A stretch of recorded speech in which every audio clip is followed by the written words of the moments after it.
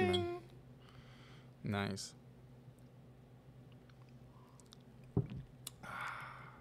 I'm glad you didn't ask me for ice. Why would I ask for ice, bro? I don't know. Some people ask for. They want that clean Vidish on ice. I on mean, rocks. yeah, bro. Some people like it on the rocks. Personally, I like it, neat. I don't want anything watered down my drink, especially if you're paying like $30 for a drink and it's like Turned off. watered down and stuff. Yeah, man. So what do you got going on next week? Where are you flying to? I don't even know yet, man. So when do you find out? Like usually the day before? It's on demand, so it's on demand. So if a gig picks up, we got a job. We're like, hey, we need you to be in Alabama. Gotcha. It's usually on the day of. Yeah. Oh, okay. So you will literally wake up in the morning and you'll know if you're flying out or not? Yeah. How long does it take you to get you to the airport from where you're at? Usually 15 minutes. And what airport do you fly out of? Different airports, Tennessee. No, but I mean Nashville. here when you're leaving Florida. Oh, Fort Lauderdale. Oh, it's always Fort Lauderdale? Not always. It Oh, could be okay. Miami, it could be Palm Beach. It depends. Oh, wow. Wherever Okay, they cool. have the cheapest ticket or whatever. Do you get free parking when you go to the airport? Nah. Damn, you don't? Nah. I don't think anybody gets free parking. But at the airport. you're a captain, bro. Yeah, There's but no I don't captain know what that has to privileges. do with anything. Nobody gets. I don't even think the owner of the airport gets free parking. Damn, bro. So okay, because I'm assuming like once you get like to captain status and you're pilot of a plane, that there's some kind of like privileges that you guys get. Do you guys have? Is there like a pilot club? You guys get free shit, free flights? Like, can you get anything you want on the plane without paying? Like, what? Yeah, for I real? get free water. I'm actually the first one to get served. As a matter of fact, every time I'm in uniform, I'm going to work. The first thing the flight attendants do, give me a bottle of water. I get served before everybody. That's a privilege. it makes sense though, right? because you need to be the one that's the best kept because you're flying the plane. In case something happens up front, right? In case they need somebody. But I mean, I'm gonna be honest with you. One time I went to London, and the flight attendants knew I was a pilot, and bro, they were just giving us alcohol, like back to back to back, like. Wow. Yeah, man. Like, and we weren't even in first class. They just kept bringing the alcohol. I was like, hey, ladies, can we get alcohol? Oh yeah, we got you.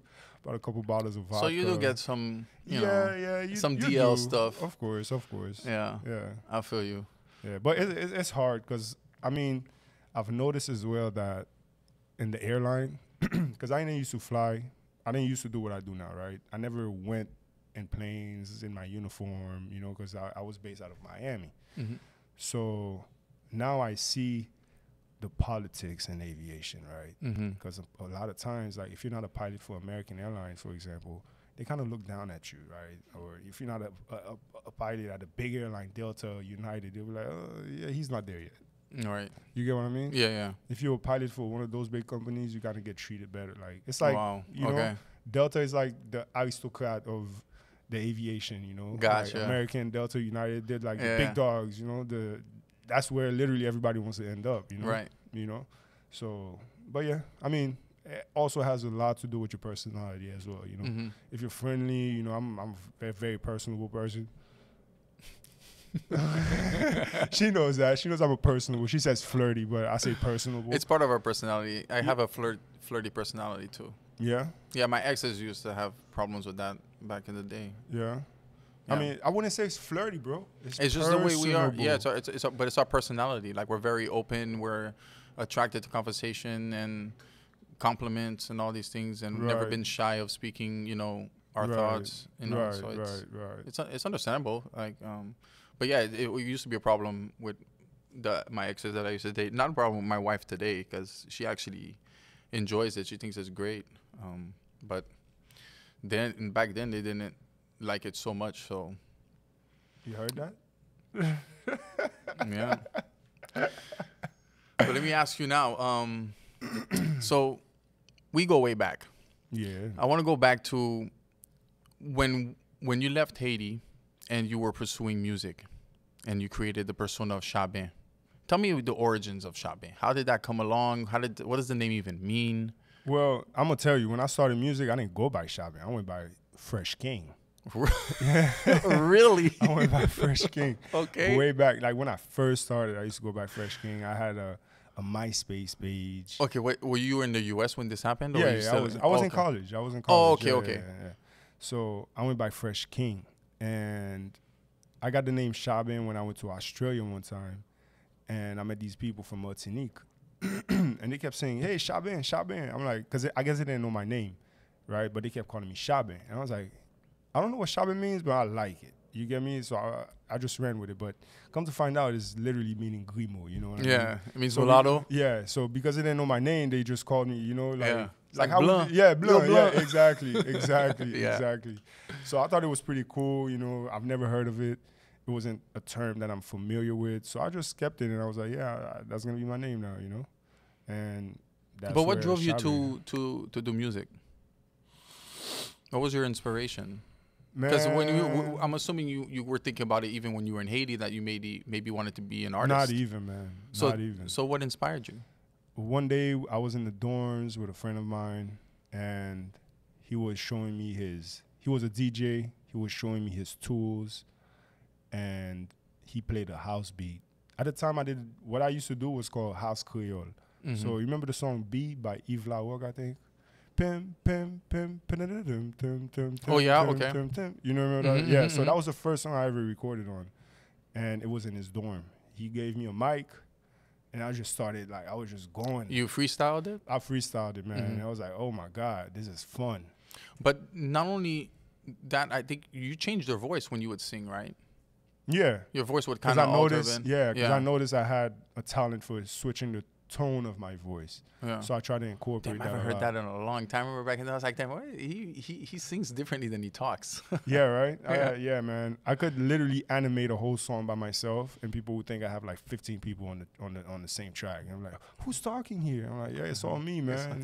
It's all my voice. I remember those days in your house. Yeah, man. Like I can do different accents, I guess, and I noticed I had a talent for it, so I kind of liked it, and I foncé pour lui with it, I went full speed with it, And what about like everything I do in life. the beats and stuff? Like you would produce your own tracks? I did start at the beginning, I want to develop my own beats, but yeah, it wasn't my talent, Mm-hmm. My talent was more in the animation part, Mm-hmm. like speaking, like being the Mhm. MC, being the hype man on the beat. Were you ever intimidated being in front of the camera or performing in front of people? Like, was it nervous? Like the first time you had to perform? Definitely, man. Definitely. There's always nerves that come with it, and anybody who tells you otherwise, I think will be lying. Mhm. You know what I mean? But there are definitely nerves that come with it. You just have to overcome it. Mm-hmm. Once you're in it, you forget the nerves. Where You was get your me? first show? Like, where did you first perform live? Like for a crowd? I don't even remember anymore. No. Oh, FAU. Yeah? The first show was at FAU at a carnival that they did. Mm-hmm. It was the CSA Caribbean Student, no, either CSA or Comité Creole, CSA Caribbean Student Association. Shout out to all my peoples. They were doing a carnival, like West Indian carnival. They were trying to bring that shit. Yeah. And can we curse on this? Of course, Oh, bro. okay, cool. Like, talk normal. All right. Who's gonna listen to this? Disney? Fuck. Say what you gotta say, bro. Don't hold it back. For sure. Yeah, man. I don't know. Do you remember these guys like Tigabi, People So Ray? You know these guys? I don't want to say I recalled. Nah. I'm better with faces than with names, if I'm gonna be honest. Especially when it comes back to going back to like our Haiti days or early college years. So I'm much better with faces, but probably doesn't ring a bell right now. Okay. So we had done a song. I've been recording for a little while at this point. And, I was very involved in school, like in terms of like, What were you studying in school? Marketing. So you weren't business. studying music at all? I did have a minor in music, but no, I didn't study music. I studied music after I finished at FAU. I went to the Art Institute to study sound engineering. Gotcha. But at this point, it was like pointless because I had put so much years already into the studio that I felt like it was a waste of money. You get me? Because But you I ended feel up. like I knew everything. When did you move back to Haiti then? Because you had went back. 2014. Okay, but you were still making music when you moved back to Haiti, right? Yeah, but it was tough, man, because I didn't have my own studio. Mm-hmm. And the vibes.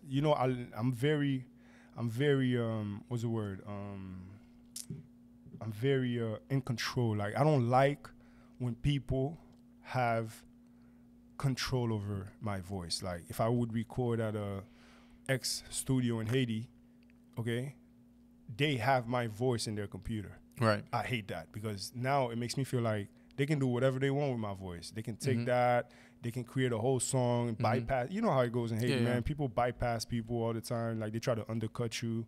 So I hated that. So I tried to not record when I was in Haiti. So yeah, I didn't have a studio, so it wasn't as easy to record. Most of the songs I did were like using earpod microphones, you know, how they do it now. You know, since I had the knowledge of sound engineering, I was able to really work with what I was recording, you know, in terms of like mixing and frequencies and, you know, making it nice as it can be, you know. Even recording my phone, I could, you know, use that vocal and edit it to make it sound like something, you know what I mean? I gotcha. But yeah, man, I'm very protective of my sound and my image. Right. You get me? So no, it makes sense, yeah. Will Smith is very protective of his image too. Yeah, man. I love Will Smith, man. I love Will Smith. Yeah. But yeah, man, so that's what happened. Yeah, I didn't really record in Haiti like that. And then you started transitioning to another career too. Like I remember the whole drone thing, and you had Haiti Drone Services became something that you created, no? Yeah. So that comes like, I'm assuming it comes like in the process of kind of like leaving music and pursuing other avenues. Exactly, like rebranding yourself. Because I had to rebrand myself, you know, like moving to Haiti, it was definitely a shock, man. I mean, I don't care. Like for me, it was a shock. You know, like I grew up over there. That's true. But you get so accustomed to the way of life in the States, you know, that, you know, like the mindset. You get me? Like in Haiti, you know how it goes. Like the social structure of Haiti in itself. Like it's like, wow. You get me? Like, and I know Haiti, you know, had, of course, forever since we were born, poor conditions. But, you know, when you're a kid growing up in it, and you leave and you go back in it, it's like... And you go back as an adult. Yeah, that's what I'm saying. Like, you go back as an adult and you're like, damn, like, why? Why are people still like this? Why are people not doing actively? Like, how can the elite still allow that? You get me? But as we know, there's a lot of politics, political influences in it, you know, and a lot of people benefit from that. Like 100%. The poverty of the people, you know, like... And it took a lot for me to read and, you know, like really research to realize that, you know, in every chaos, there's opportunity. So in Haiti's chaos, there's opportunity there for people, you know. Even for me, that's how I created Haiti Drone Services, you know, because there was a void in an industry that did not exist. So I was like, I'm going to go and take advantage of that. Like where majority of people are using drones to take nice pictures. I remember all the people that were, quote unquote, competing with me. Oh, I have a drone too. But there wasn't many people that had drones back then. You were among the few that had the drones, but you turned it into a service. Most people would do it. It was just for like personal. Taking pictures and get likes, get followers. You get me now? But yeah, it was with the help of my dad though. So how I started with the drone, I started at Decamiun. You know, I remember. Yeah, I was at Decamiun, and when I saw these tourists, you know, I crashed a lot of drones, man. I spent like $10,000 on drones already. So. I remember a specific drone crash. I was with you, right? If you, when that happened, and I realized, like, damn, bro, if Shabin did not react right when he did that, that battery would have melted right through the car. Yeah, you remember that? Yeah, because I was driving, and then you were in the trunk. You crashed the drone on the billboard, and you picked up the drone, but you picked up the battery, and you put them in the car, but the battery started leaking. Yeah, and it caught on fire. Yeah, it almost caught on fire, and you yanked it out of the car, and right when you yanked it out of the car, it just busted up. I'm like, man. What the fuck? Yeah, you remember that? Oh, how can I forget? I was driving. Man, we did a lot, man. We did a lot. We went to Hansh and almost died. You don't remember almost drowned? When we went to Hansh, Bassinzim. Yeah, what happened? I don't remember that. Yeah, you remember when we... oh, because you jumped in the thing and it was like, don't do it. Yeah. And then the current just took you, right? Yeah, and I had I jumped right near where you jumped, but The current was strong. The current is strong. And what I didn't know was the wall, the face of the wall didn't look like it kind of curved inside. Yeah, it kind of curved inside. Because for me, I'm thinking if I can't make the current, then I'll just be on the wall. So I'm chilling. Right. But that wall was, like you said, there's a little go curve down under, and then it's yanking me under. Yeah. If that kid wasn't standing was sitting right next to me and yanked me out, my gosh, we wouldn't be having this podcast. Big facts, bro. Hey, count your blessings, man. 100%. You know, we're blessed. 100%. I've done a lot of crazy shit in Haiti, bro. Yeah, me too, bro. Yeah, 100%. Haiti's the land of freedom, and like literally the land of freedom. You can do literally anything in Haiti, and you know, like get away with murder type of thing. You get what I mean? Like drinking and driving, literally with a beer in your hand. Well, don't forget, when we were kids, there was no drinking age in Haiti. Like drinking age, like they started making a drinking age thing like. That was very recent. Yeah. Like, I don't think they had, like, drinking age in Haiti. Like, you could just go anywhere and just buy a Prestige. Like, it didn't matter. It was, like, a normal thing people just consumed over there. Yeah. Like, it's one of the only places where I realized, like, because, you know, when you're living in it, you realize how much people drink. Haitians drink a lot. You know? They drink from morning, afternoon, and night. They'll have a beer in the morning and they'll have a beer in the afternoon. And for them, it's not like they're drinking, like, 3 beers. They'll have, like, 1 beer. It's like an appetite cutter. Like when you start to get hungry, you kind of take a beer and it kind of kills your appetite for like another hour or two, and you can kind of like chill. Because these people weren't eating like consistently every day.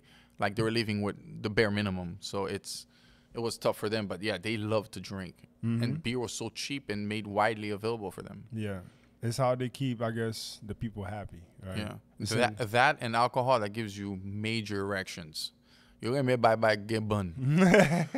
Everything in Haiti, if you want to sell it to the market, say it gives you a hard on. Yeah, say it makes you last longer. Facts.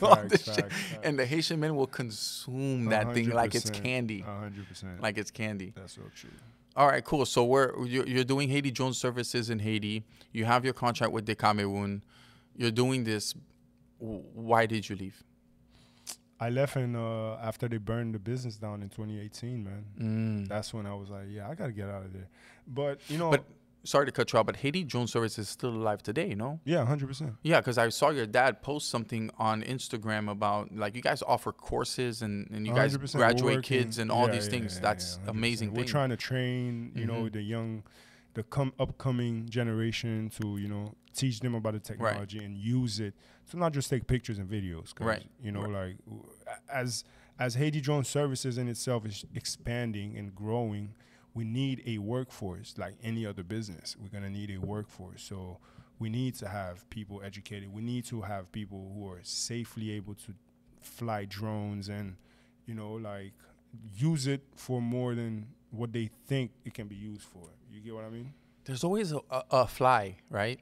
Yeah, man. And it's gotta be the most annoying fly in the world. I don't know why it always comes to me, but it makes me feel like I smell like shit. You're attracted to shit?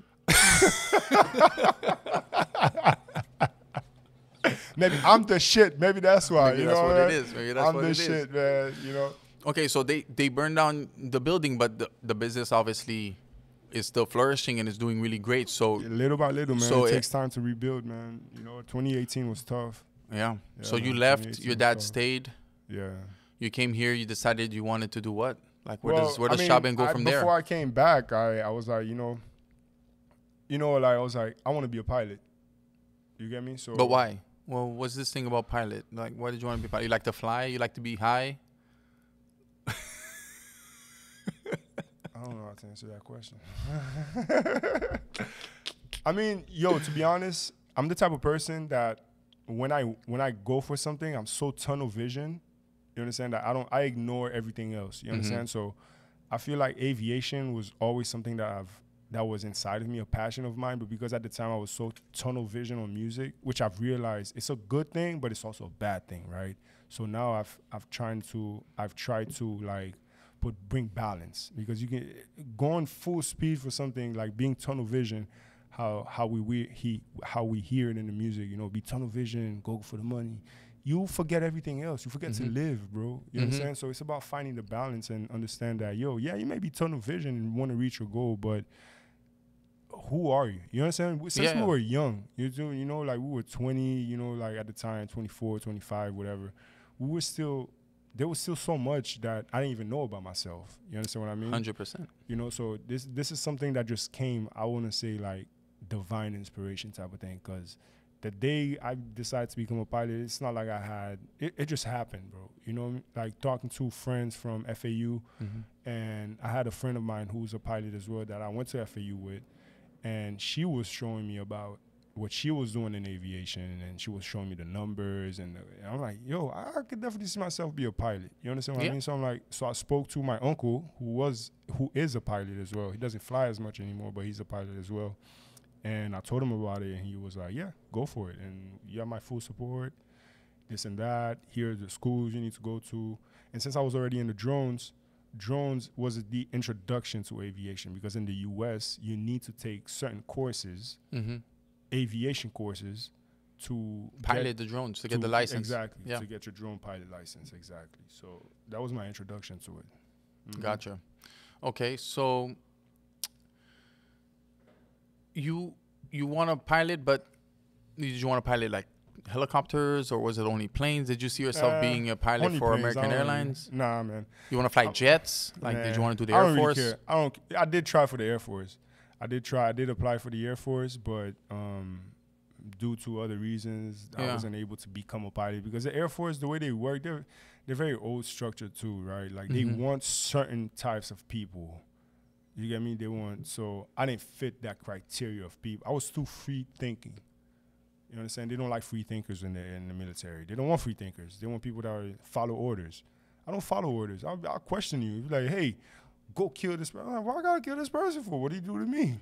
You get what I mean? Like, why I gotta go do that for? Why I gotta go bomb these people for? Like, you understand what I mean? The only reason I wanted to join the Air Force, to be honest, wasn't to fly jets, but it was to fly the C-130s, the big planes that do like the cargos. Relief. Yeah, relief. Oh, yeah, you know, gotcha. Like during the hurricane, when they bring relief and stuff, you know. But to be honest, I'm gonna be real with you. I became a pilot for a very selfish need. It was a very selfish need of mine. It was to travel the world. That's it. I didn't become a pilot to like. Well, I don't think that's selfish. It's just something you want to do. You want to travel the world. Best way to travel it is to pilot it. So why not be a pilot? Right. Makes sense. Right. I don't think there's anything selfish with that. No? Yeah, no. Okay. Why would it be selfish? You're not hurting anybody. Right. That makes sense. So self-care then is the right word. Yeah. It was a self-care need, you know? Yeah, because I wanted to travel the world. And I was like, well, and this, again, with music, it all goes back to why I started doing music as well, right? I did music. I love doing music. I love the feeling that it gave me, but I was looking at more of the things that came with music, which was going to different places in the world. You understand what I mean? Like and touring, performing, all these things. You get what I mean? I bet like when you're performing and you're on stage and everybody's vibing with you, I bet that's a trip, man. You came to a couple of my shows. Yeah, bro. I did. Yeah, I went to one when you did in Little Haiti. It was nice, bro. That's the one I was talking about. Yeah, that's what you had hair back then, and dreads, if I remember. Yeah. Actually, one dread. We can go back to some of your dread days. Okay. Because I remember you had dreads, and then you had to cut your dreads. Cut my dreads. Why did you have to cut your dreads? Grow them back, cut them off.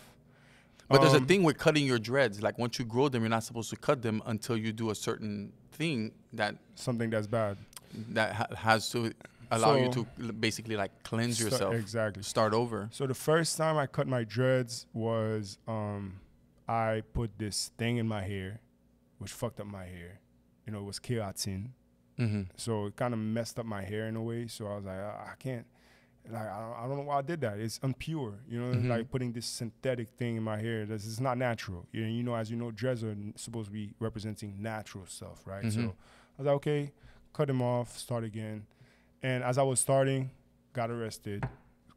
I had to cut him off again because, again, you know, these things, you know, like I got arrested. So, you know, I had to do what I had to do. Yeah, you know what I mean? You cut it. And, you know, and that's the time I was really struggling in Haiti because I was like, okay, I'm back in Haiti now. People don't really look at dreads as a positive but you went to thing. Haiti after you got arrested. Yeah. But yeah, so I was in the process of growing my hair, but I was in Haiti.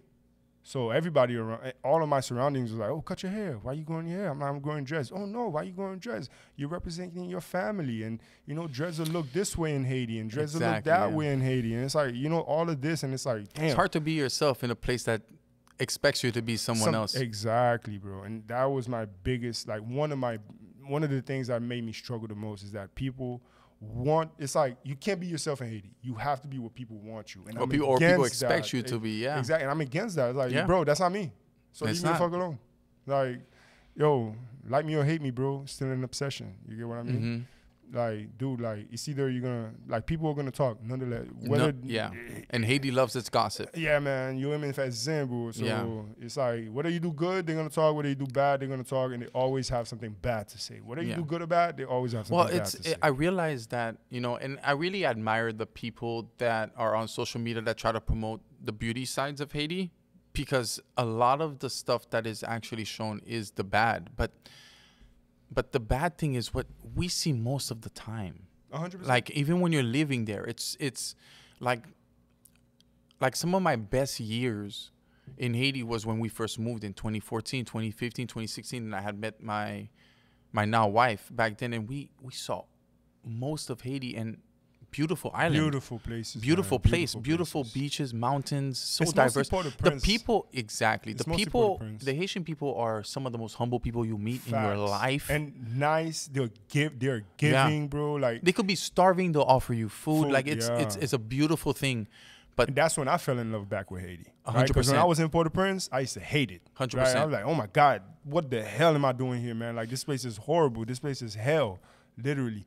But as soon as I started working for the UN, doing the drone services, and I got to discover places that I've never been to in Haiti, I'm like, damn, this place is magical. Yeah, this place is beautiful. You know absolutely. What I mean? But I mean, you still deal with your little things. You ever went to Seguin? Yeah, I did the hike. Okay, so did I. Hike. And it wasn't until I hiked Seguin and I'm standing on top when you first get there and it starts to go, becomes a plateau and it goes straight, that I looked over and I realized why this country is called Haiti. Right. It's just an endless sea of mountains. Right. It's just, it goes farther than the eye can see, and it's nothing but mountains. It's absolutely beautiful. It's beautiful, man. What do you want? You want mountains and sea? You can go right here, it's bro. insane. You know? It's a beautiful place. Beautiful Haiti's a very beautiful place in terms, and Haiti has a lot to offer in terms of culture, in terms of like everything. Yeah. The Haitian people are rich in a lot of things. It's just that, unfortunately, it's just poorly managed. You get me? Like greed, you know, like, bro. It poisons men's souls, bro. It does, bro. It does. Unfortunately. That's what it does. It does, man. Okay, so now you want to become a pilot. What do you do? Want to become a pilot? Oh, you're asking me if somebody wants to become a pilot. No, I'm not talking about you. You come to the U.S., you decide you want to become a pilot. What do you do? Go to a flight training school. And then where's that? In Florida, you did the flight training school? Yeah, man. There's schools everywhere out here. Flight training, at least, you know. They even have colleges that offer pilot programs, aviation programs. How long does it take to become a pilot? It depends on the person. It took me 2 years. Well, it depends what you call becoming a pilot, right? Because what's a pilot to you? Someone that flies planes. Okay, so if I'm going by your definition of somebody that flies planes, the minute I'm able to fly by myself, take off and land, I'm a pilot. By myself. Right. You understand what I mean? Which is what we call in training is what is called the first solo. Because in training, they send you by yourself. What kind of planes are you flying in training? Cessnas 172s mostly. Or what is that in layman's terms? For people that don't know planes, what is a Cessna 172? How many seats does it take? Google. Okay, the one you trained on. Yeah. How much people could sit in there? 4 people. 4 people, so it's a 4-person... 4-person plane. 4-person plane. Single prop. And it has the propeller in the front? Yeah, single propeller, reciprocal engine. Okay. I don't know if people are going to know what reciprocal means. But I'm not the one to define that word, but yeah, sure. It means like, you know, piston. It's not turbo. You get what I mean? Yeah. Like, you know. Okay, so you practice on these planes, and what kind of stuff do you do? Did they make you do in flight school? Well, the first things you have to do are understand the Ignore that. That's the motion sensor. Oh, okay. It goes off for everything. It could be wind. Okay. Yeah, For sure. ignore it. Yeah, audience members, ignore that shit. Like it might come on every few while. I can't control that. Yeah, but you know, the first thing in aviation that you have to learn is what not to do, right? Because aviation is dangerous. Okay, what do you not very do? Dangerous. Get into stalls, for example. You don't want to get into a stall, and if you get into a stall, you need to know how to recover from a stall. Okay. You understand? What causes a stall though? Break of lift. You know, like if there's no more, if the wind that goes over the wings, you know, like there's a way that it goes, you know. So if it breaks, for example, the break of the airflow, which is what stall is, right? You break the airflow over the wings. There's no more lift to create the plane to stay up in the air. So that plane would drop out of the sky. You get what I mean? You can recover from a stall, right? You can, depending on how high you are. You get me? So yeah, for sure. In training, yeah, exactly. If you're at 3,000, 5,000 feet, you know, as a matter of fact, I had a friend, an old colleague of mine, and on his first flight at my first professional job, this man stalled at 25,000 feet. He lost 7,000 feet. Is that bad? That's horrible. What you mean? What if he was at 7,000 feet? What if he was at 7,000 feet, bro? That means he's dead. He's dead for sure. Dead. He's dead. He dropped from 25 to 17,000 feet. And what are you supposed to recover at? What's the average? From a stall? Yeah. It depends. It depends on how heavy the plane is. It depends on how bad the stall is. In his case, you said 7,000 is ridiculous. Like, that's bad. Okay, that's horrible. So what's a good? 3,000, 1,000, 500 feet? You need to break away from a stall at least, maximum, I would say 500 feet, bro. What? 500 feet. Yo, this man's dead for sure. Yeah, 100%. 100%. 100% dead. 100% dead, bro. If he was any lower, bro, like I said, 7,000 feet, he would be dead. Okay, is it possible for you to paint me a picture of what it's like when the plane is stalling and you're falling and what you need to do to recover in 500 feet? First thing you do, you have to break the stall. So okay, wait, before you continue, you interrupt me too much. I don't want to do this anymore. Do you stall it on purpose, or does the instructor stall you, or how do you get? Do you have to purposefully stall yourself? You stall yourself. They teach you to stall yourself. Okay. Because you have to be able to recognize the signs of a stall. Because you need to know what happens if the plane stalls. You need to feel the plane. That's very important to know. Important, yeah. Okay. You need to feel the plane. You need to know that, oh, the plane is vibrating right now. Oh, shit, I'm getting into a stall. You understand what I mean? Like, 100%. Okay. You know, so what you want to do is break the stall. So how do you break the stall? So if you're pitching up, right, usually that's how most stalls happen, excessive pitch, right? You're not going to break a stall if you're going, you can't really stall if you're going down, right? But if you're going up, that's usually when most stalls happen, right? So you're pitching up and you're pitching at an angle that's too much where the wind breaks over the wings, then the plane will drop. So what you want to do, you want to break that stall. So how you break the stall? You pitch forward. So you can now, like, recreate that airflow over the wings, so where you create that high pressure that brings the plane back up. You understand what I'm saying? Yeah.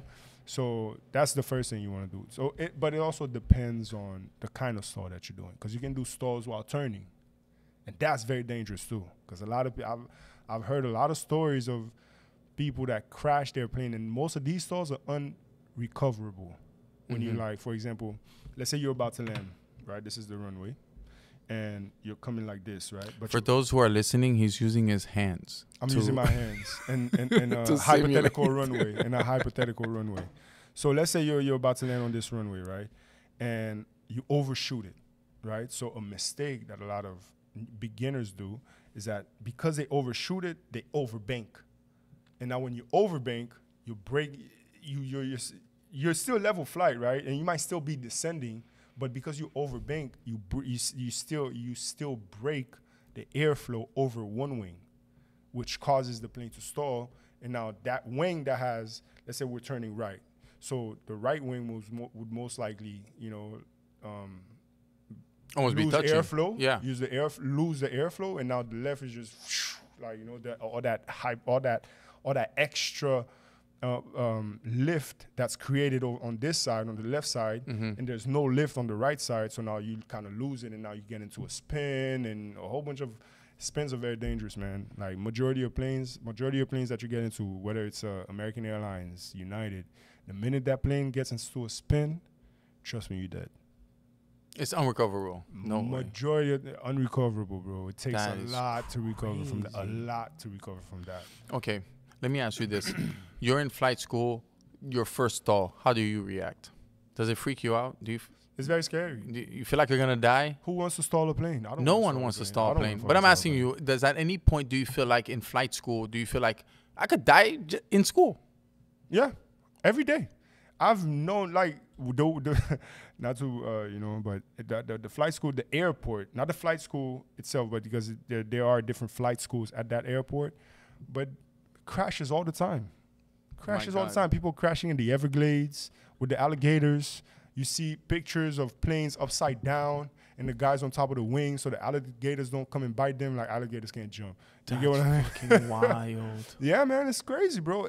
Dude, I didn't know the person personally, but while I was in flight training, there was a kid who died on Pembroke Pines. Get the fuck out of here. Yeah, bro. The plane, I don't know what was wrong with the plane, but they ended up crashing. What do you mean he was with somebody? He was with an instructor. Wow, they both died.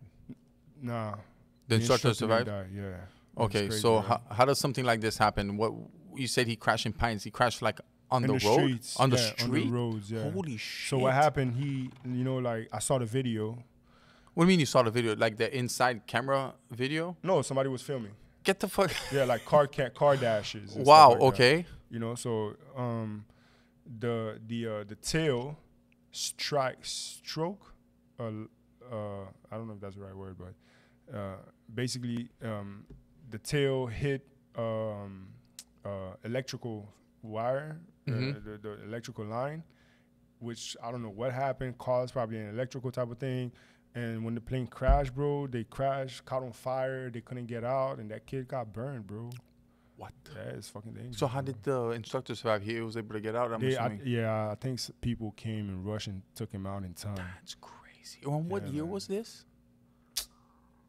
2019, 2020. Okay, so I was still in Haiti when this happened. I didn't leave Haiti until I think it was around 2020, if I'm not mistaken. Yeah. You hear a lot of things that happen, and I'm not gonna lie to you. Even today, I'm still scared when I get on a plane and I'm not the pilot, because you can't really trust anybody, man. Like when you hear the stories, for example, recently there was a story of a first officer who locked out the captain. The captain went to the bathroom or something like that. He locked out the captain out of the cockpit, and he killed everybody.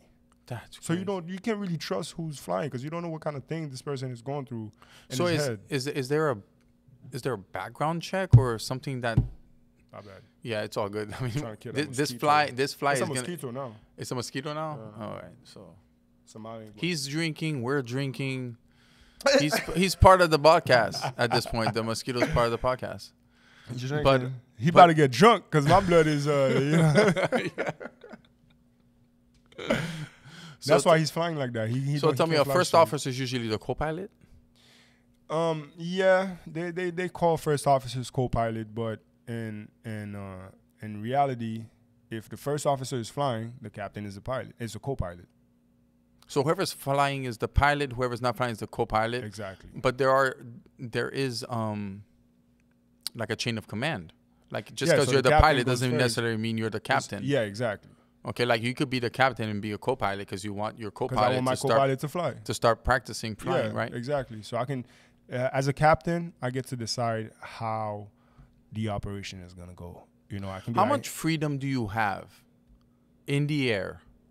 Like based on like your own instincts, what kind of decisions can you make in the air that doesn't affect flight control? Like, how much freedom do you have? Like, if you see something coming or like a thing, or if flight control says continue this path, you're like, no, I don't want to do this. I want to go over this. You have all the freedom in the world. So you can do whatever you can do whatever you need to do to recover from an emergency. If you deem that something is an emergency and you break away from, because they have a structure, right? So if they tell you fly at 8,000 feet, they expect you to fly 8,000 feet the whole way, right? So if you start going down to like 6,000 feet and you didn't tell anybody on the radio that you're going down to 6,000 feet, they were like, hey, man, why are you going 6,000 feet for? You understand what I mean? Right. But if it's an emergency, I have all the rights to do whatever I have to do to manage that emergency to make it safe again. You understand? And if they 100%. ask me questions, they'll be like, oh, what happened? Why'd you go 6,000 feet? Well, I had an emergency. Oh, what happened? I lost an engine. Or I saw a UFO and I had to maneuver around the UFO. You ever seen any crazy UFO shit? Never seen a UFO, but I see meteors a lot. Yeah? Are they meteors or are they meteorites, whatever they're called. Oh, okay. Because you see a lot of things falling out of the sky. Because I know that, if I'm not mistaken, I might have to Google this after, but the majority of what we call shooting stars that we see on a daily basis, little rocks, no, they're actually space debris from like all the shit we have in space. Oh, for real? Yeah, from all the satellites that are broken up. It's all really space debris. A lot of it is little rocks too, like meteorites. Yeah, I mean, again, that's something I probably will have to Google after this, but I'm pretty sure the majority of the stuff. I mean, we can Google it now. I mean, you can. You want to Google it? It's all good. You can have our guest Google it. I mean, she doesn't have a phone, so fuck it. Well, you know what? Yeah. It's all good. It doesn't matter at this point. Yeah. Because we're talking about you and UFOs. So you see nothing up there? I've never seen a UFO. No way. But I've had people that have said they've seen UFOs. No way. 100%. Okay, tell me. I mean, there's not much I can tell. I didn't see one. No, but them, tell me the story they told you. I want to know what they told you. Well, they usually see an unidentified UAP, just something, and an object. I'm sorry, an object in the sky, standing still, not moving, and then all of a sudden that thing will be going all kinds of weird directions. It's like there's no way this is a plane because a plane doesn't move that fast. Right. So a plane cannot move the way that thing is moving. And this person is piloting a regular commercial airliner, or? Yeah, yeah, but they also fly higher. So I feel like what, commercial airliners fly higher? Yeah, the type of plane. It has nothing. When you say commercial airliner, what do you mean? I mean like the ones that carry passengers, like. Okay, because UPS is commercial as well. Yeah, but UPS doesn't carry passengers. Yeah, right? but I'm just saying the commercial. Okay, gotcha. You okay, what I mean? I understand. Okay, so I meant but yeah, let's say a plane that UPS flies or American Airlines, sure, Boeing 737, or these are planes, they all flying at the same altitude? They usually fly above 30,000 feet. Right. You understand what I mean? Which my captain usually says we're at cruising 36,000 feet. Yeah, like exactly, we're chilling. Exactly. But it's like, how is there bad weather up there? Like, I don't fucking get it. Yeah, because clouds, bro, they go up all the way up to 35,000 feet sometimes. Yeah, man. Damn, man. The weather, bro. That's another thing. Don't fuck with weather, bro. So how do they prepare you for those things in school? How do they prepare you for weather? Do you have specific classes that when there's really shitty weather outside, they're like, okay, we have a special class today because we need to train in the weather? We do have a class on weather, and we basically study weather and how it's created. What creates a thunderstorm? What is a cold front? What is a warm front? What can you expect if you're going through a cold front? What can you expect if you're going through a warm front? Where's the tropopause? Where's the stratosphere? How many layers of atmosphere does the Earth have? You know what I mean? Stuff like that. Also, they teach you about temperatures, because the higher you go, the colder it gets. So how does that affect the plane performance? If the air density is a real thing, because it affects plane performance as well, all of that. Because as you go up, the air is less dense. It's less dense because it's colder. So when it's colder, usually, and the air is less dense, that means, stuff like that. You know what I mean? So we do take aviation classes. We do take weather classes in aviation. You have to. You're not a meteorologist, but you need to know these things in order for you to avoid it. And usually, the best case is like look outside and you're like, okay, the weather looks good, we can go, type of thing, Gotcha. But you need to make sure that in your route, there's no weather. Like I told you the other day, I was going to somewhere in Texas, I forgot, but out of Tennessee, going to Texas, and we had to cross a cold front. So I was like, and there was a cold front the whole way, like from south to north, and it's like, damn, like we're gonna have to cross a cold front. Now, as a captain, if I'm not comfortable, I can say, I don't feel comfortable going through this weather. and there's nothing they can do to me about it. And what do? You find an alternate path? Do you not fly? No, I just don't fly. For real? So you could... Listen, I have all the rights in the world. I have to specify first that you're not flying people, right? No. Okay, so that's why you're not inconveniencing anybody in your flight. And even if I was, I don't care. I'm doing it for their safety. The captain has the say to cancel a flight they want 100%. I'm doing it for people's safety, man. Okay. Do you want to be in a plane where the plane shaking so much that you're hitting your head on the fucking, like, the thing on top of you? Like, you know? You've seen those videos. Yeah, I have. Things catch on fire inside. Believe me, man. Captain Chabin, all right? I trust the pilot 100% because they're responsible for 200 to 300 people at a time. Yeah, man, for sure. And, like, I don't want to hear monkeys scream in the back. Okay, so you mentioned earlier about, like, pilots tend to want to end up at Delta and these types of airlines. Why? Is there a certain benefit that you get when you're an American airline pilot versus, like... The quality of life. Besides just pay? The quality of life and the money. The quality of life. What does that mean, quality of life, versus you? You're a pilot now, but what's the quality of life? How different is it from an American Airlines pilot? So a more senior, I'll tell you, somebody who's been at American Airlines for like 20 years, 25 years, even 10 years, you know, the higher your seniority goes, you have options. You can say, I don't want to fly today, and just drop your flight. You understand? So basically that's where the quality of life comes in. Like, having the right to decide when you want to go to work. That's the quality of life. You understand? I have that where I'm at. I can decide. I can say, hey, I don't want to fly this week. Put me next week. You understand what I mean? But it's not like at American where I can say, okay, I'm not flying this day. Because when I go, I have to go for a week. At American Airlines, you can say, okay, I want to go and come back to Miami the same day. So I'll pick a short flight. Like, you have that option too. Like, you're going to go to work, but you want to pick the best flights. You understand? Like the short flights. If you have a family, you want to be able to be like, okay, I want to be back home to see my wife, you know, the chicky. You know what I mean? Like, I'm going to go to the DR and come back today. You get what I mean? Instead of they program me to go to France and I'm going to have to spend 4 days in France. I don't want to be in France. You get what I mean? So that's a quality of life that I'm talking about. And the money is great too. Can't complain about that. Understood. All right. So what's the end game here? What do you want to... What's next for Shabe? Like, do you want to... There's no end game, bro. I'm still young. I got a whole life ahead of me. There's no but end game. what I mean by, like you're in this pilot career now. Do you want to fly helicopters? Do you want to fly jets? Do you want to fly shuttles? Do you want to fly the first people that go to Mars? I don't care. What do you mean you don't care? You gotta care.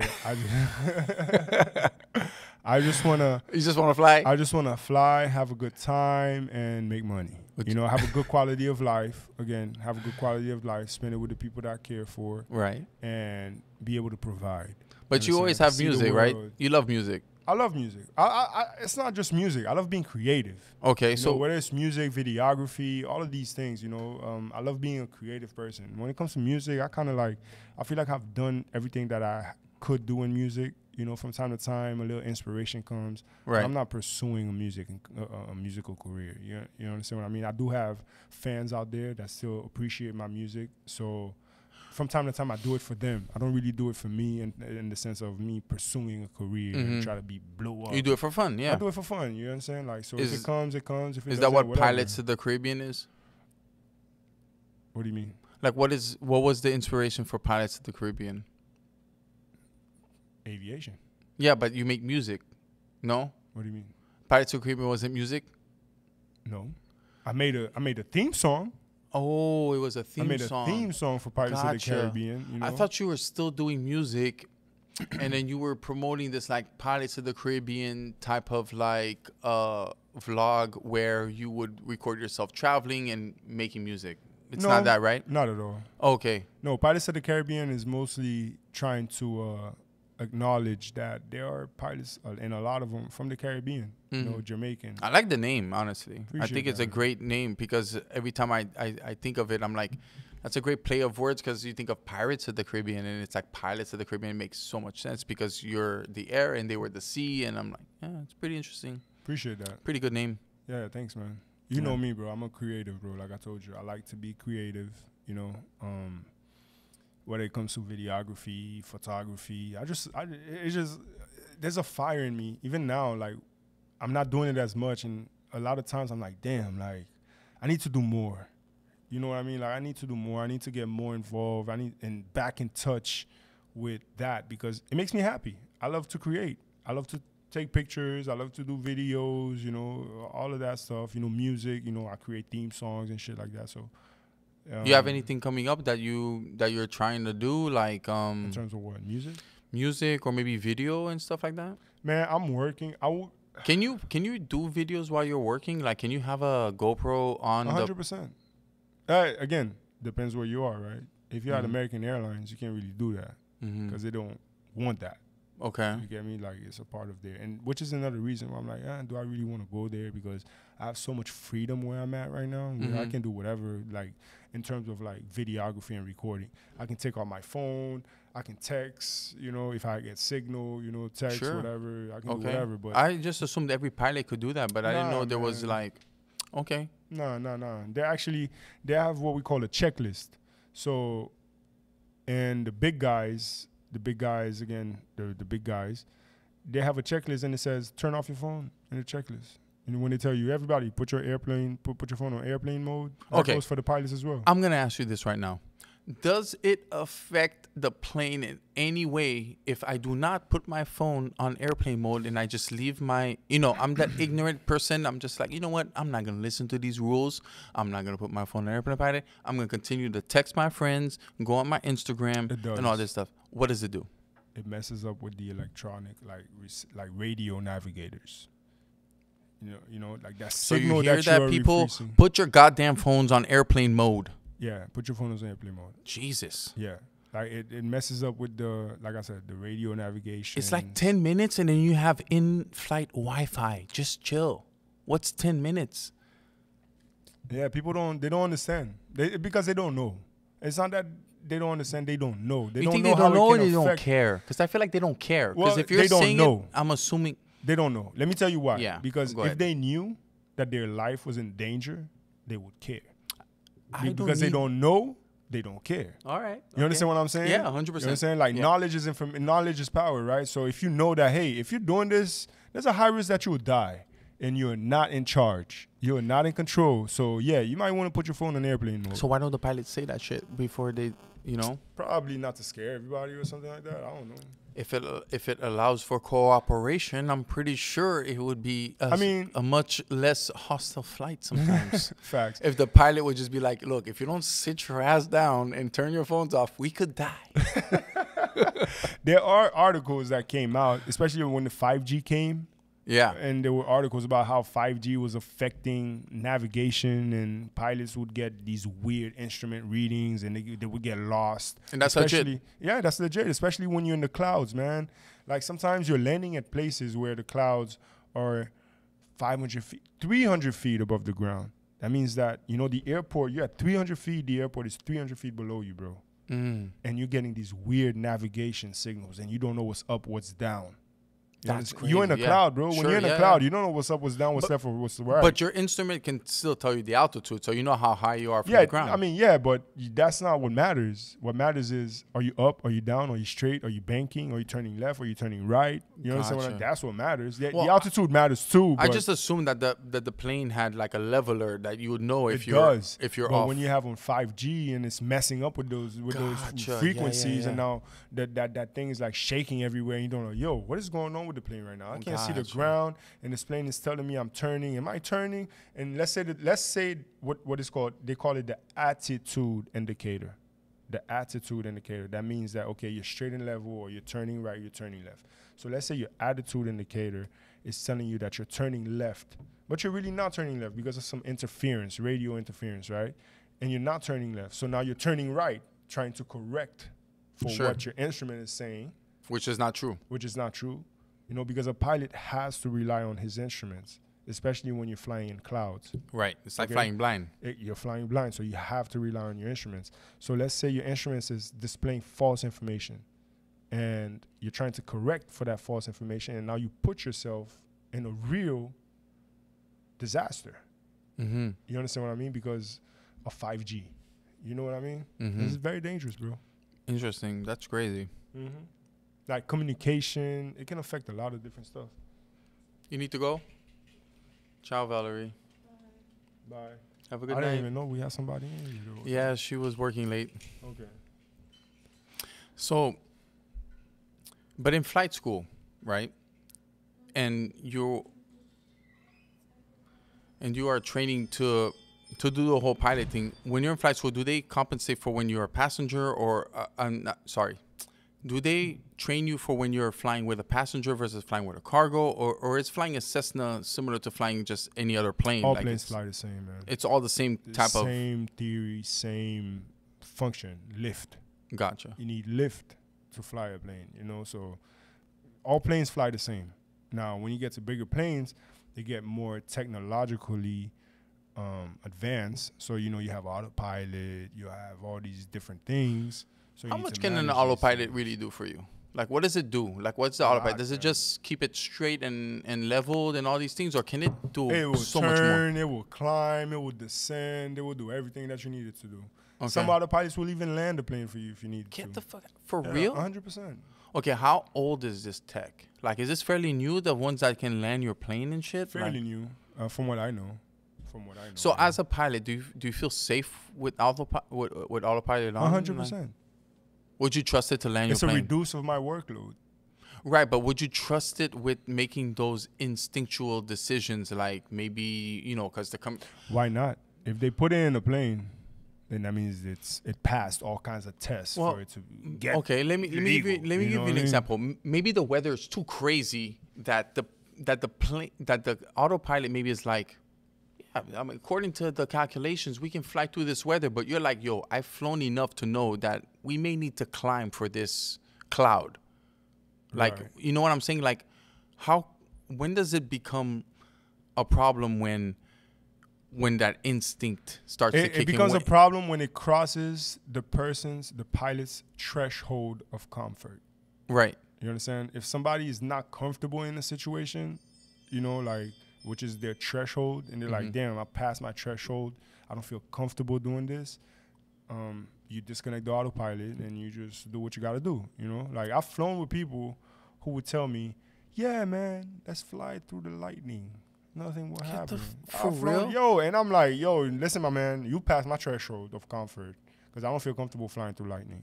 I would not feel comfortable. You know what I mean? Oh, but you need to know what it feels like. I don't really care. I can know by Googling. I can know by looking and reading at the motherfuckers who died doing this shit. Damn. You understand? Yeah, these 100%. people are called cowboys, man. These are the what they call hazardous attitudes. People that think. So why don't they fire these people? Like, why keep them? Fire these people. Because, man, like I mean, if they're reliability, I'm assuming they're reliability if they're willing to take risks that are not necessary. That's a good question. You should ask management. I'm not management. Maybe I'll have him on the podcast or her on the podcast and ask them that question. Or they, or Z, or whatever. We're not gender thing on this, right?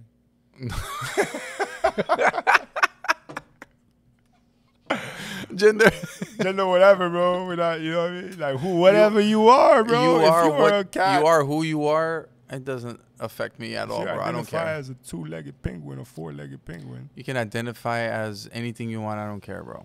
Like, at this point, the reality that we live in today, I feel like that we allow ourselves to be independent, to do whatever free thinking we want. You know, we're not. Yeah, but with limits, though. We don't have limits at this moment. I feel like. It's just scary. But it is scary. That's the point. There are limits. There should be limits. Your free thinking cannot cross my boundaries. You understand what I'm saying? Like, my personal boundaries. Like, what you can't come up to me and tell me that you are something that you're not, and for me to accept that you're not something that you're not.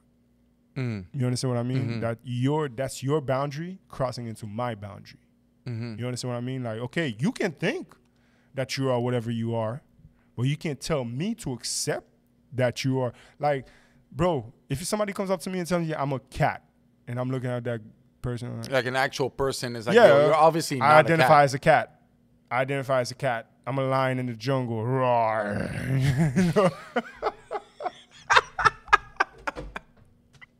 Yo, I think you're right. I think at one point we need to start doing video. Because yeah, man, the videography. No, you're right. You're right. For now, on budget, we're just gonna keep it on audio only. But eventually, I will incorporate video into the podcast when I'm able to have a nice set and put all my toys around, have my vinyls, and we can have more freedom. Sounds pretty sexual, man. Yeah. Toys. What kind of toys you talking about, bro? Look, when you're on a podcast with me, it gets personal. it gets personal. It gets pretty personal because this is my comfort zone. I feel this you, is what bro. we do. I feel you. It's what we do. We get to know people, get to re-know people that we haven't seen in a while because I haven't seen you in a minute. I haven't seen, and you live literally right down the block. That's crazy. You know what's even crazier is that I've been here for 3 years and you literally live like a mile away. But I just I was people get life, bro, people get caught up in life, and this was one of the reasons why I've had this idea to do this podcast for such a long time, and I've always wanted to have a platform where I can just talk to people, meet people, talk to my friends, ones that I haven't seen in a long time, like you, and people that have done so many different things in their life, and they're not afraid to share it and explain their journey. Their point of views, right? Yeah, and their point of views. Point of views clash all the time, and you know what? It's great to have the ability to be able to talk freely and not be judged and all these things. So it's great. I've been wanting to do something like this for a long time. So I'm glad I'm glad you came out. You supported me since I started too, man. Like I said, we've known each other for a long time. You've been there. You've came to my shows. You were in the studio with me. I still have your CD. You still have my CD? Yeah, that promo. That Zigna Bam Bam CD. God, oh my God! I found it the other day while we were trying to do a garage sale. I had hair at the time too. Yes, you did. Yeah, I did. Yes, you did. You had those mini dreads on there. They weren't long yet, but no. they were growing getting there. They were getting there. At the beach, looking like this with the glasses on and shit. By the tree, super Haitian. So actually, you know what? I have a question for going back to your music days. So when you were performing and you got your first gigs and stuff like that, how did you get your first performance? How did you start performing? I told you, it was at FAU. No, but how did you get it? Did you eventually have to get a manager? Did you just seek yourself? Nah, did you man. go online? Like, how did you get your... It's crazy, bro. Like, at the time that I started doing music, that's when a lot of these, like, new platforms were developing. Like, Instagram was just starting at the time when we were in college, bro. That's when Instagram started. I remember MySpace, High Five, all these things. There was MySpace, but a lot of these, like, there were a lot of platforms for underground upcoming artists where you would sign up and you would be in contact with people who would create shows and be like, okay, there's a show here, but the hard work wasn't getting a show. The hard work was doing the legwork. Getting people to your shows, because that's how you made the money. Like, get your friends to come, like, you have to sell tickets and So you book a venue, you have to pay the venue, right? No, I never did. That's the thing. I never had to pay a venue. All I had to do was sell tickets, which was the hardest part. So how did you get the venue to accept that, hey, I'm Shabin, Not me. I went through a platform. Gotcha. Yeah, I went through a platform. Like, that's right. So... yeah, that's what it was. A lot of the shows that I did were going through these different platforms. Like, the same way they have this platform that, you upload your music to and it distributes it to all iTunes, Spotify, all of that is the same thing, like, for performing, for upcoming artists. Like, sign up on this platform and we'll book you shows, and all you got to do is sell your tickets and come out and perform. If you want to make money, sell tickets and bring your supporters, basically. Right. You get what I mean? And I'm assuming that's around the time we went to the one in Little Haiti, right? Yes, sir. Damn, you remember that spot on US 27? That Jamaican truck stop? Truck stop. Oh, my truck stop. God, bro. That thing was That was the first time I went to, I don't know, like a West Jamaican... Indian party? A Jamaican-style soca West Indian party. My God, bro. That was kind of fun, wild. man. It was wild, yeah. We're not used to that in Haiti. No, we're not. No. And that's the thing, man. Like, when I went to Haiti, I was trying to introduce that culture, right? I was trying to introduce that, to tell people, like, hey, man. I mean, you had great music. I really enjoyed your music. I mean, especially, man, you know what's great? Because the fact that I know you, and I know that you, like, altered your voice when you would sing, and I really like that you were able to do that. And, like, it's almost like Shabin is another character of Christian. That's exactly how it was. That's exactly what it was. But it was a different persona, bro. I also feel like the pilot is also a different persona of Christian because you are so many different things. I wear different hats. Yeah, you are exactly, because like you said in the beginning, you said you were able to find something and you go in your tunnel vision, right? It's the same thing for me. Like because you've done a lot too. I've done a lot of different things. I went from bakery, mechanic to bakery to now camera operator. So it's the same thing for me, where I feel like it's not that we have, like, maybe different hats was the wrong way to say it, but it's like we have different aspirations and different passions, exactly, passions and motivations for life, and we don't mind like committing to it, honing in, getting really good at it. Maybe finding ourselves veering off to a different direction, also honing in, getting good at it, and doing these things and adapting. I feel like that's what is discovering yourself, right? Exactly. But I feel like we never forget. I mean, not forget. We never stop discovering new things about ourselves. 100%, because like we're constantly growing and constantly getting smarter and constantly changing. Bro, but bro, that's the point of life. I feel like people who just get stuck in one thing, like, I feel like they miss out on a lot of different things. Like people that work the cubicle jobs, like 20 years in, and they're just typing numbers away on a computer. Yeah, man. Not ever did anything they wanted to never do. Not just risks. That. It's nothing wrong about being a cubicle person. I'm just saying, like, a lot of people, especially where we come from, they are afraid. Right. They are afraid. I remember I followed this. I have somebody that I know from back in elementary school on LinkedIn.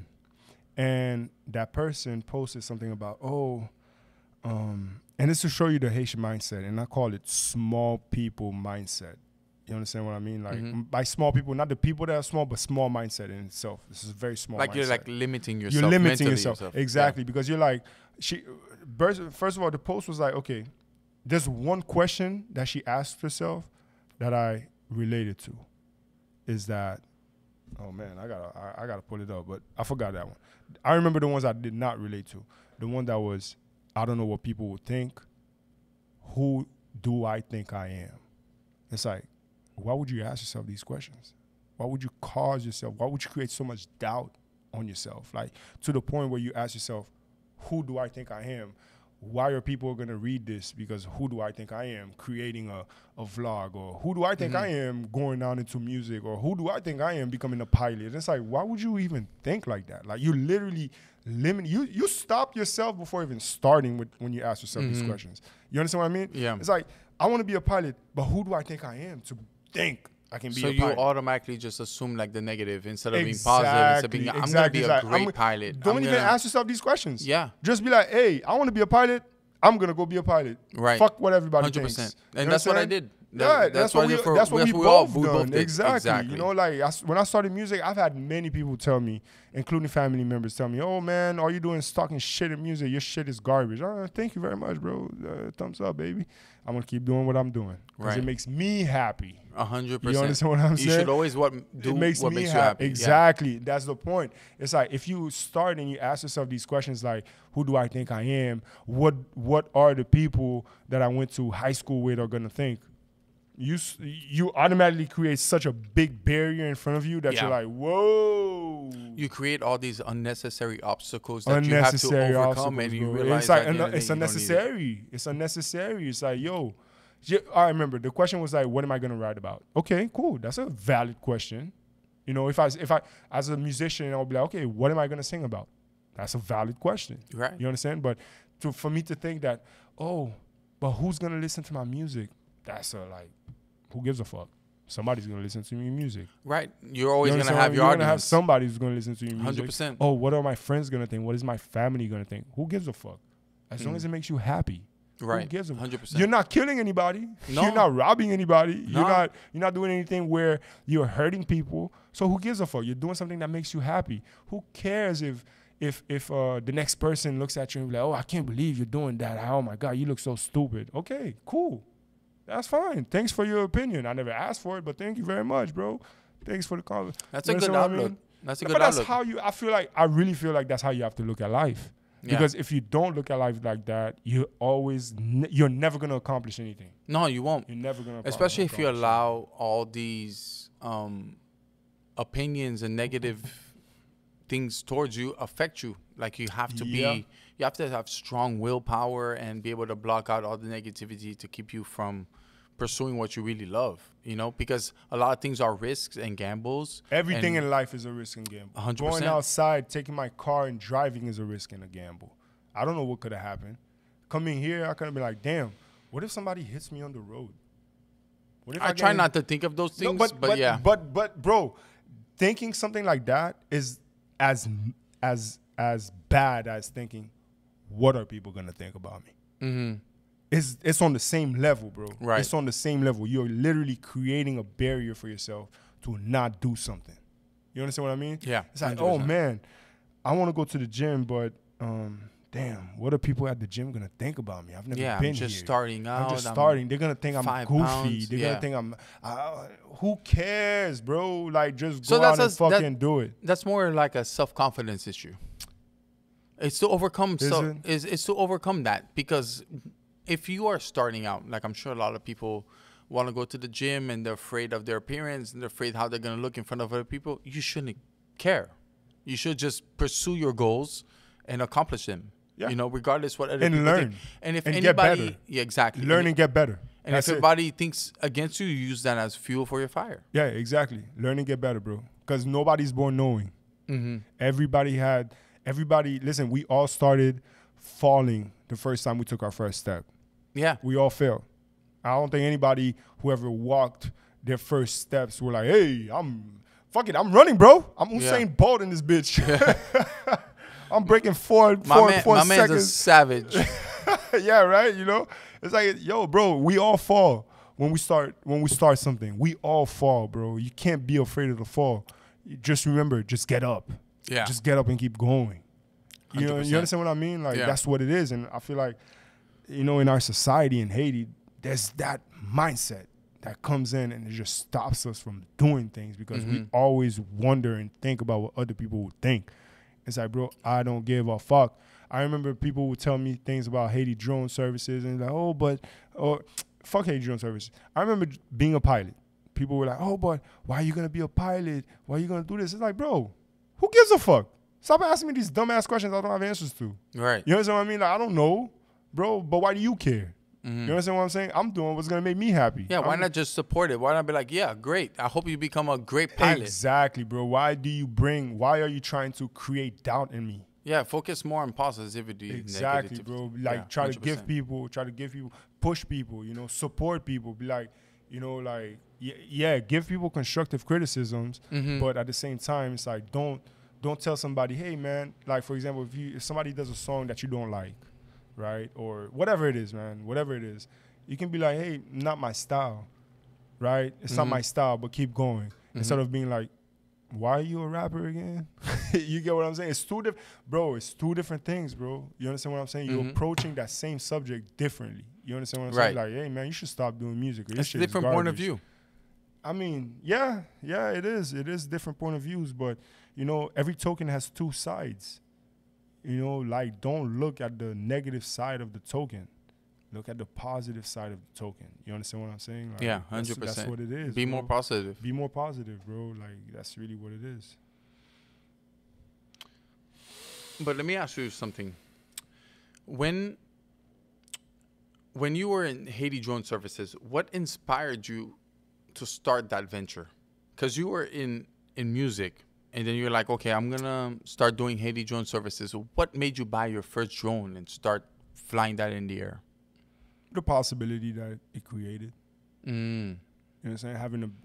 It was an untapped market. Yeah, not just that. It was mostly for, again, selfish need or self-care need. Oh shit, I can create aerial views of myself instead of paying somebody to have a truck and have a crane and have a camera and create these. Because back in the days, that's how they did it. If you any aerial view that you wanted in old movies, it's usually a crane on a big truck, and the truck is moving. You understand what I mean? So in order for me to become more self-sufficient, You know what I'm saying? The technology, I saw it as an opportunity for me to be more self-sufficient, get different views and stuff like that. And when I started using the drone at the Cameroon, and I started flying, and I saw the tourists, how they were happy about it. And like, oh my God, I'm on a jet ski. I can't believe you followed me on the jet ski. Like, damn, this shit makes people happy, and they're willing to pay a bunch of money for it. Yeah. Why not do it? You know but there's also a satisfaction of making people happy. I would assume it kind of motivates you to want to make it into a career too, because you had to, at one point, like, you transitioned from music to drone services, and then you had these gigs in the Cameroon, but I'm assuming you kind of had to love it in order for you to continue to do the work. Because it had to do with my passion. It wasn't sync with my passion. You get what I mean? It wasn't sync with my passion. Because I can relate in the sense, like, when I do work for clients and I get positive feedback, it makes you feel good. It makes you want to keep going. Yeah, it makes you want to keep going. It makes you feel like, hey, you're on the right path. You're good at what you do. You got to work better, and then you will succeed and become more professional, and just better doing what you do. And that's why I kept going through music, is because even though I've had people that were like, oh, your shit sucks. I've also had people like, damn, I see potential in you, bro. Right. Keep going. 100%. You understand what I mean? Yeah. You ever think, like, maybe you will still continue doing, like, music? Do you ever have inspiration to do music? Do you have a song you're thinking of right now, or anything like that? I mean, I literally released a song like a couple months ago, for my birthday last year. No way. Yeah, it's called Farewell. It was a bouillon stuff. Because again, man, Damn, that's so crazy. Vision. You see, sorry to cut you off. I have to say this, like, just to be completely open. Like, I just assumed you were always, doing your pilot thing. I didn't know you released new music. I didn't know you were still doing anything music. Like, I don't know what platform you drop it on, or how Instagram. I can. On Instagram? On my Instagram, yeah. Yeah. What were we talking about again? Your music. Yeah, I mean, it's at this point, it's just like as it comes. Yeah. Oh yeah, I was talking about the bouillon stuff, the farewell. I was talking to BB Net Alcoolé, you know BB Net Alcoolé. Fabiola, right? Yes, actually. Sorry to cut you off. I might have to go on a little bit of a tangent real quick. I'm sorry. Yeah. I might have to work on that. But yeah, I know Fabiola. Actually, I mean, it's Haiti. Everybody should know everybody, right? Right, but I don't remember how we got together, but I remember she contacted me one time to talk about, she had me on her show, Bibi Net Alcoolé, and we were talking about tattoos. Okay. And I think, I forgot his name, man. Oh my God, I'm so sorry if I'm butchering your guys' names right now, but I remember there was a gentleman, he had dreads also. His name was Alcohol. DJ Alcohol, yeah. Yeah, something like that. Yeah. And I remember she brought us in, and the first time I ever spoke to her, she invited him because at the time I thought of this idea of having an app for Haiti, and an app that was specific. At the time, I remember. No, I wasn't doing apps. I was doing one app. Yeah, the restaurant app. No, it wasn't a restaurant. It was a happy hour app. Happy hour app. Yeah. So I had this idea when I was living in Haiti that there was no app to tell people what happy hours were happening in Haiti. So I decided to create. By the way, hold on. I just want to say a shout out to my girl for looking so fine over here. You look good, baby. You look great. I love amazing your biker outfit. I love it. Yo, she's a fashionista. Yeah, is she? She actually dresses me. She dresses you. She dresses me, bro. You know what? I wish I could walk out every morning from the hot shower, butt ass naked, and my wife would just dress me up. That's exactly how it happens at home. Damn, bro. I walk up butt naked, and I'm like, baby, dress me. How do you want to see me today, baby? How do you see me today, baby? You know what, Shabe? I see you naked all day. I want you to fly the next flight you're on, butt ass naked. Nah, that can't fly, bro. Certain things you only keep for, personal, you know what I mean? 100%. I get it. 100%. But yeah, you were talking about BB Net Alcoolé, the app. Yeah. So I had created this app called Happy Hour for Haiti, which was this was the first time, like, it didn't really get anywhere past the production phase because I started this thing from like conception, and I just linked up with a couple friends and we tried to create this app that allowed people to know what happy hours were happening What day in Haiti. of the week? Yeah, any day, it had geotagging. So if you were to drive past a place that had happy hour, it would let you know as a notification, like, hey, this place is having happy hour for the next 2 hours. So I met Fabiola one day because she invited me to talk about this app on her show. And we talked about the app, which unfortunately didn't get past the production phase. But I went in there a second time to talk about tattoos and how people in Haiti in the beginning, I don't know how far back it goes, but tattoos were frowned upon, just like dreads and smoking weed or being gay or any of these things. There was this structural thing that would keep people from being who they are because they had to fit this type of like structure that they created. And I remember like I had like a lot of tattoos on, and then Fabiola would ask me like, how was it when you started getting tattoos and people around your family started reacting to your tattoos? And my grandparents are very old school. They viewed tattoos as something like criminals would get. So obviously I'm not a criminal. I've never been to jail, but I have tattoos. So obviously that doesn't fit their stereotype. No, we're not criminals, but we have tattoos. We've made mistakes, but we make mistakes. But I never did mistakes outside the law except for speeding tickets. But it's to talk about like how in Haiti there was this like stereotype that tattoos were associated with bad people and people that had done time and all these things. And I've always been the type of person that kind of went against the grain. Like when I was in Haiti in 2014, around the time you went in, not many people had tattoos back then. I was one of I had few tattoos back then as well.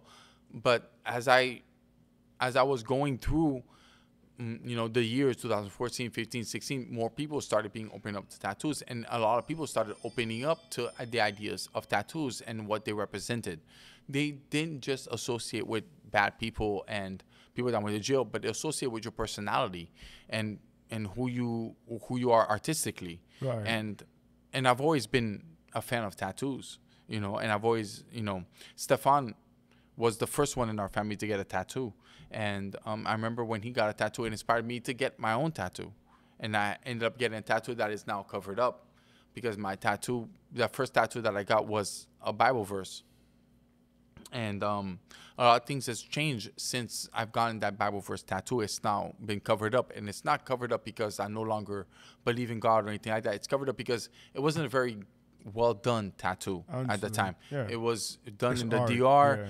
The person spoke no English, and they were writing an English passage on my arm. So those are a lot of mistakes that happened just based on just going to the wrong artist to fulfill my artistic your need. Needs, And I just started going from there. And the more I did, the more I realized that the more people started to open up about the ideas of like, hey, you know what, tattoos are just an artistic personality of the person. Like your body is a canvas. You should be allowed to do with it whatever you want. There should be no judgment, right? And I noticed that when I was in Haiti around that time, a lot of people would judge me based on my tattoos. They would, think that maybe I was tougher than I was, or maybe I was a little more, macho or whatever. I'm just the same regular person. I just have tattoos. My tattoos represent things that are personal to me. And a lot of times in Haiti, I realized that a lot of the people didn't, they would judge you based on what you look like and not who you are. It's like judging a book by its cover, right? Fait, whatever it is. Right. And they would judge you based on your cover, and I'm kind of like proud in a way that I always stuck to who you are, who I am, 100%. I never allowed somebody to try to change me and try to make me who I'm not. And I had a lot of relationships in the past that would try to change who I am, and I always made sure that I tried to make sure, like, I am to who you are. I am who I am. Like, I don't want to be influenced by others and make them change me too much, because you will meet people that will change you, but for the better, but not change you for the worse. You know, you adapt to become better. You are a product of your environment. Right. You know, you're born, you're an empty sponge. As you grow, you get bits and pieces of your friends. You are a combination of everyone you've met. You know, all the best advice, all the worst advice, all the best people, all the worst people create who you are today. And you will continue to grow and continue to evolve as a human being till you die. You may be on your deathbed and you realize, hey, I just realized on my deathbed that I didn't do everything I wanted. Or maybe you did everything you wanted. Or maybe you lived the best life and you're very happy and you can go peacefully. Yeah. You know, because at the end of the day, if there's one thing for certain, is that we all die. And we can't control it. Yeah. No matter how advanced technology gets, we can't control it. That's a biological thing. It's a biological thing. 100%. Mm-hmm. So what's next? I mean, what's next right now? I don't know, bro. It's TBD, to be determined. But 100%. Right now, I'm on my path, just following it, and whatever's next is next. It'll come when it comes. When do you fly out? On Monday? Yeah, Monday. Yeah. It's going to be fun. I wonder how long it'll take for us to have our next episode. Whenever you're ready, bro. We have a lot we haven't talked about yet. Yeah, man, but I'm here, bro. Trust me. I'm supporting you, bro. Well, I appreciate it 100%. I'm glad you came. I'm glad we got to kick it here. I'm sorry for all the background noise. I'm working with what I got, but that's fine, bro. It is appreciate it, man. Thank you for coming out, man. Let's go get some dinner. All right, brother. Thank you. Have a good one. Thank you for tuning in to the Oliver Stone Podcast. Safe journeys across the stars.